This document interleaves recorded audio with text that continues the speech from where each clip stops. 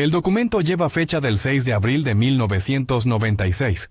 Es un telegrama cifrado enviado desde la Embajada de Estados Unidos en Lagos, Nigeria, a la Secretaría de Estado en Washington.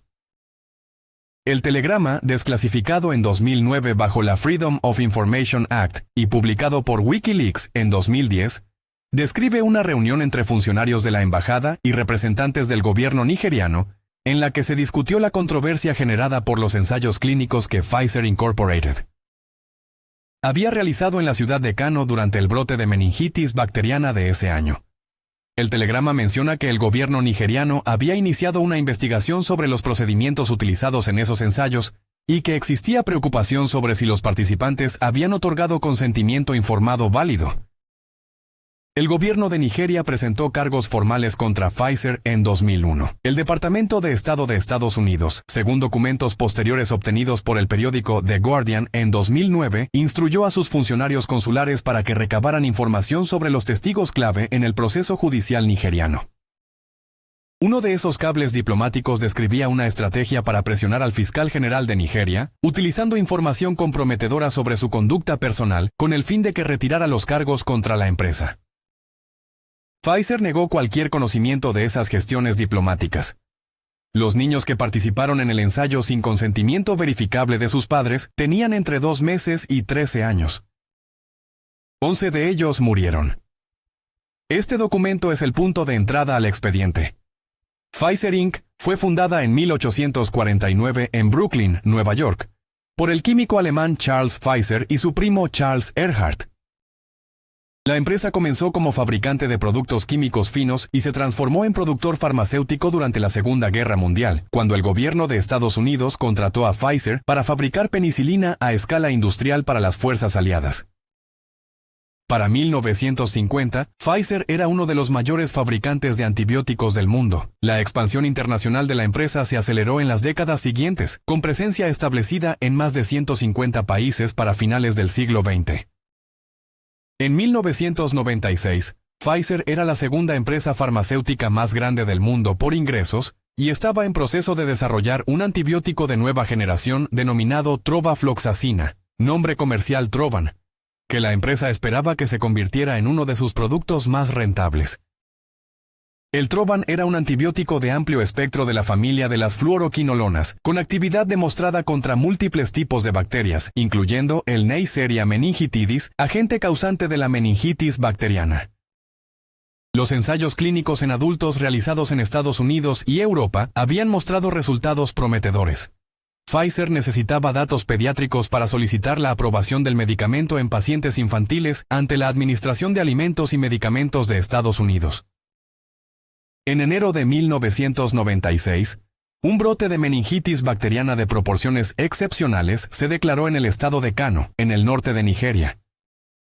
La meningitis bacteriana es una enfermedad de progresión rápida y alta mortalidad, especialmente en niños. Sin tratamiento, la tasa de mortalidad puede superar el 50%. Con tratamiento antibiótico adecuado, administrado de forma temprana, la mortalidad se reduce significativamente. El brote de Kano de 1996 fue uno de los mayores registrados en el cinturón de la meningitis africano en las décadas anteriores, con miles de casos documentados en pocas semanas. Médicos Sin Fronteras y otros organismos humanitarios desplegaron equipos en la región y comenzaron a administrar cloranfenicol y ampicilina, antibióticos cuya eficacia contra la meningitis bacteriana estaba establecida y que se encontraban en la lista de medicamentos esenciales de la Organización Mundial de la Salud. En ese contexto, un equipo de Pfizer formado por médicos e investigadores llegó a Kano en febrero de 1996 con 200 dosis orales de Trovan en forma de suspensión pediátrica. El equipo instaló su operación en el Hospital Infantil de Infectious Diseases de Kano, donde los niños afectados por el brote estaban siendo atendidos. El diseño del ensayo clínico que Pfizer realizó en Kano durante las semanas siguientes es el elemento central del expediente judicial posterior. El ensayo fue diseñado como un estudio comparativo. Un grupo de niños recibiría Trovan y otro grupo recibiría ceftriaxona, un antibiótico inyectable cuya eficacia contra la meningitis bacteriana estaba establecida y que era el estándar de tratamiento recomendado en ese momento. La controversia sobre el diseño del ensayo se centra en varios elementos documentados en los procedimientos judiciales posteriores. Primero, la dosis de ceftriaxona administrada al grupo de control fue, según la demanda presentada por el gobierno de Nigeria, 1/3 de la dosis terapéutica estándar recomendada para ese tipo de infección, lo que habría reducido artificialmente la eficacia del comparador y favorecido estadísticamente los resultados del Trovan. Pfizer negó que la dosis fuera inadecuada. Segundo, los documentos de consentimiento informado utilizados en el ensayo estaban redactados en inglés en una comunidad donde la lengua predominante es el Hausa. Tercero, según los testimonios de padres recogidos en los procedimientos judiciales, los representantes del equipo de Pfizer no explicaron a las familias que sus hijos estaban participando en un ensayo clínico con un medicamento experimental, ni que existía la opción de recibir el tratamiento establecido que Médicos Sin Fronteras administraba en el mismo hospital. Durante las aproximadamente 4 semanas que duró el ensayo, 200 participantes fueron reclutados, 100 en cada brazo del estudio. 11 niños murieron durante el periodo del ensayo, 5 en el grupo que recibió Trovan y 6 en el grupo de control con ceftriaxona a dosis reducida. Un número adicional de supervivientes presentó secuelas neurológicas, parálisis y sordera en el seguimiento posterior. Pfizer concluyó el ensayo, retiró a su equipo decano y procedió a incorporar los datos obtenidos a su solicitud de aprobación del Trovan ante la FDA. La FDA aprobó el Trovan para uso en adultos en enero de 1998. La aprobación para uso pediátrico no fue concedida. En los meses siguientes a la aprobación para adultos, comenzaron a llegar informes de casos de fallo hepático fulminante en pacientes que habían recibido Trovan. En junio de 1999, la FDA restringió severamente el uso del Trovan, limitándolo a situaciones de riesgo vital en entornos hospitalarios. La Agencia Europea de Medicamentos suspendió la autorización del Trovan en Europa ese mismo mes. El medicamento que Pfizer había esperado que se convirtiera en uno de sus productos más rentables fue retirado de uso general menos de 18 meses después de su aprobación.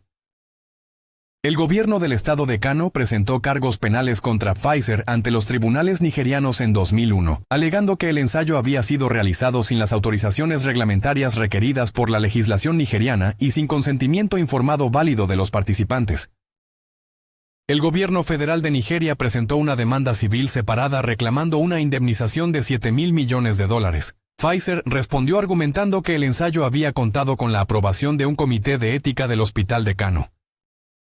Un elemento de esa defensa se volvió problemático cuando investigadores del periódico The Washington Post publicaron en 2006 un reportaje en el que documentaban que la carta de aprobación del Comité de Ética del hospital que Pfizer había presentado como documentación del ensayo llevaba una fecha que los investigadores identificaron como posterior a la realización del propio ensayo. Un médico nigeriano que había participado en el Comité de Ética declaró al Washington Post que la carta había sido elaborada retroactivamente. Pfizer negó esta caracterización. Los cables diplomáticos del Departamento de Estado publicados por Wikileaks en 2010 añadieron una dimensión adicional al expediente. Varios de esos cables, fechados entre 2007 y 2009, describían conversaciones entre funcionarios de la embajada estadounidense en Abuja y representantes de Pfizer en las que se discutían estrategias para gestionar el proceso judicial nigeriano.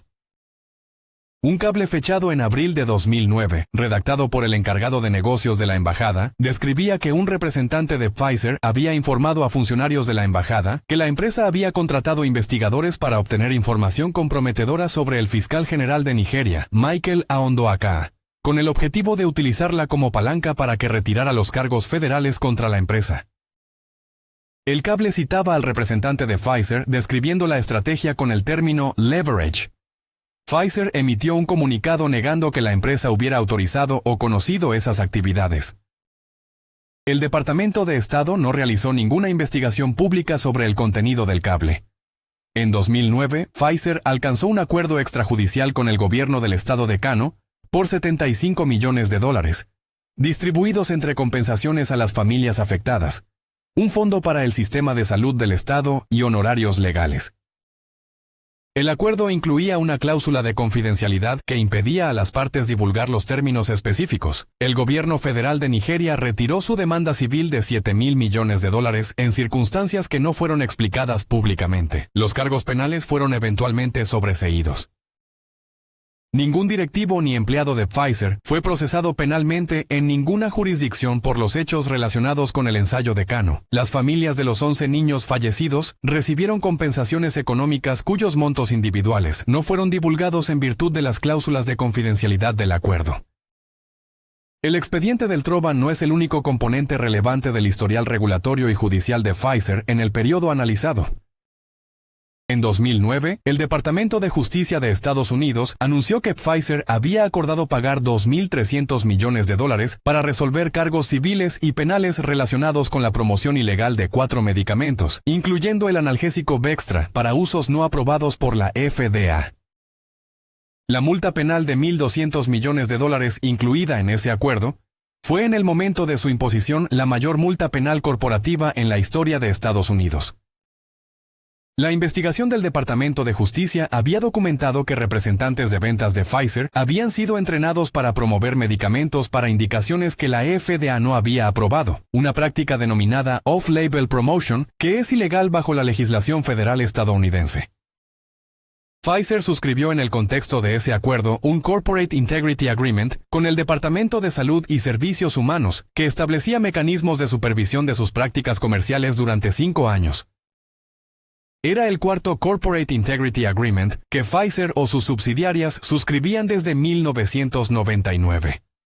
El expediente de Pfizer en relación con la gestión de datos de ensayos clínicos tiene un capítulo adicional documentado a partir de 2020, en el contexto del desarrollo de la vacuna contra el SARS-CoV-2 desarrollada conjuntamente con BioNTech.